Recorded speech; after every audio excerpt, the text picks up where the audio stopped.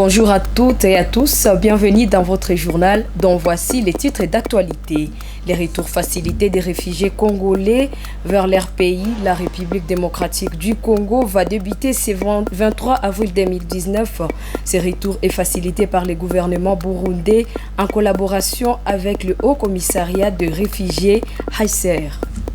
Dans les territoires des Kalehe, le vice-gouverneur Duni Abwenge-Doux a installé vendredi dernier le comité local de facilitation et de règlement des conflits dans ces territoires, un comité qui va jouer un rôle important avant la mise en place des instances judiciaires.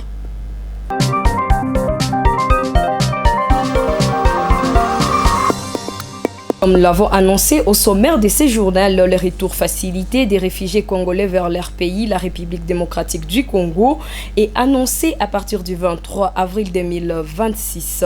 Ce retour est facilité par les gouvernements du Burundi en collaboration avec le Haut Commissariat des Nations Unies pour les réfugiés HCR. D'après une note d'information conjointe exploitée par votre média, cette opération concerne les réfugiés congolais actuellement établis sur le territoire burundais et repose sur les principes du volontariat. Les autorités précisent que chaque retour s'effectuera sur base individuelle, librement consentie par les personnes concernées. Les documents indiquent que l'enregistrement préalable constitue une condition obligatoire pour bénéficier de ces programmes. Seuls les réfugiés déjà enregistrés seront donc pris en compte. Une attention particulière sera accordée aux ménages avec enfants scolarisés, notamment les finalistes aux examens nationaux, aux personnes ayant des besoins spécifiques ainsi qu'aux agents de l'État.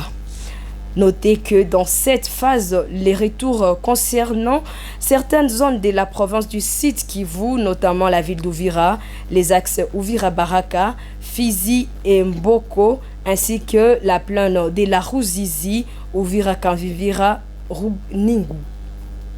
Dans les soucis de mettre en place un cadre favorable à une paix durable et au renforcement de la confiance entre les gouvernements de la République démocratique du Congo et l'AFC M23, les deux parties ont signé la semaine dernière un protocole d'accord.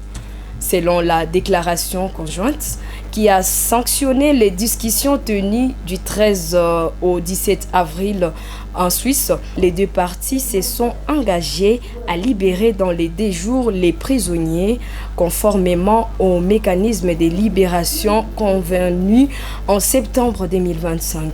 Ils ont convenu aussi de s'abstenir de tout acte pouvant porter préjudice aux populations civiles, notamment des attaques, des destructions, des événements ou encore tout mise en hors d'usage des biens indispensables à leur survie. Concernant la mise en œuvre de la liberté de circulation, les deux parties conviennent de respecter, protéger et faciliter le passage du personnel humanitaire, des biens et des convois. L'objectif est de maintenir et de garantir l'accès de la population aux services sociaux de base sans mesure susceptible de compromettre leur continuité.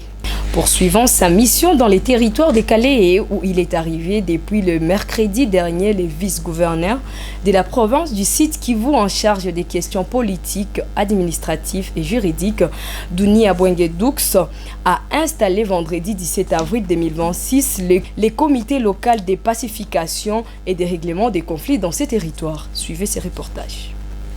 Ces comités locaux seront en train de traiter et résoudre les conflits, et cela d'une manière pacifique et à l'amiable dans la communauté, en cette période où les instances judiciaires ne sont pas encore installées dans plusieurs zones libérées. Il est composé de 7 personnes issues des différentes communautés qui vivent dans les territoires des Kalehe, entre autres les Havu, les Tutsi, les Hutus, les Tembo ainsi que les Twa.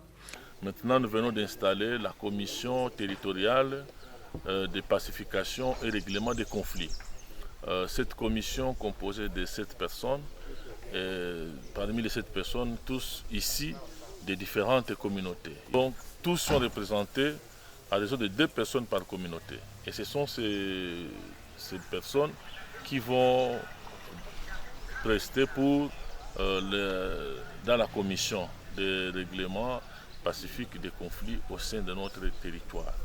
Nous venons de les installer et en leur donnant des conseils, nous sommes sûrs qu'ils vont rendre un service à la population de Kalehe d'une manière vraiment propre.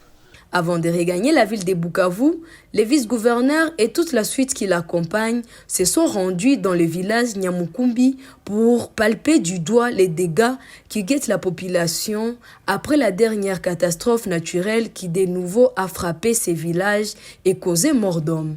Duni Abwenge-Doux a pris bonne note des doléances de la population de cette entité qui veut voir la haute hiérarchie du mouvement révolutionnel AFC 123 s'impliquer pour venir en aide aux familles sinistrées, mais aussi pour protéger la population et la route numéro 2 qui est menacée. Au port de Kacheke, aussi où l'autorité provinciale s'est rendue, celle-ci a écouté les cris d'alarme des armateurs et commerçants qui exercent à ces ports. Le vice-gouverneur a promis des solutions urgentes. Sur place, certaines mesures ont été prises afin de permettre à ces derniers de travailler en sécurité. C'est dimanche 19 avril 2026, le vice-gouverneur de la province du Sud Kivu, en charge des questions politiques, administratives et juridiques, Duni Abwenge-Doux, a prié avec les chrétiens de l'église 8e Sepak Umoja de Nyawera en commune d'Ibanda. Dans les deux cultes de ces jours, d'abord dans celui swahiliphone et puis dans le culte francophone de jeunes, le vice-gouverneur de province et fidèle de la communauté des églises Pentecôte en Afrique centrale, CEPAC, était le prédicateur principal. Dans ces différentes prédications, Dunia Masumbuko Bwenge-Doux a prêché l'amour du prochain et la cohabitation entre les communautés. Il a appelé aussi à la cohésion sociale, élément majeur dans la promotion de la paix. Les chrétiens qui ont pris part à ces deux cultes, très touchés par l'enseignement de ce jour, ont remercié le vice-gouverneur de province, surtout pour sa disponibilité afin de partager ensemble la parole de Dieu. Prenant la parole pour son mot des circonstances, le révérend pasteur Gervais Matembera a remercié l'autorité provinciale pour le geste de ce jour combien louable avant de l'appeler à faire de même dans d'autres églises. Le vice-gouverneur des provinces était accompagné de membres de sa famille et du gouvernement provincial. Rappelons que le pasteur de l'église 8e Sepak Betsaïda de Mungu. Et pour finir cette édition du journal, les maires de la ville de Bukavu, Nicolas Kialanga-Liloa, a échangé dimanche 19 avril 2026 avec les habitants de l'avenue Rouzizi 1, 2 et 3, ainsi que Télécom 1 et 2. Au cœur de leurs échanges, la réhabilitation du tronçon routier reliant l'hôpital Salama en passant par Bilala et la route de l'avenue Consnel jusqu'au rond-point quartier Latin. Suivez ces reportages. L'autorité urbaine est venue échanger avec les habitants de ces avenues afin d'édifier les faisabilités de relancer les travaux de pavage de ces tronçons d'importance capitale, des travaux qui s'étaient arrêtés à l'entrée de l'hôpital Salama. Déjà avec l'initiative des habitants de relancer et poursuivre avec les travaux, ces derniers ne demandent que l'appui et l'accompagnement de la mairie de Bukavu.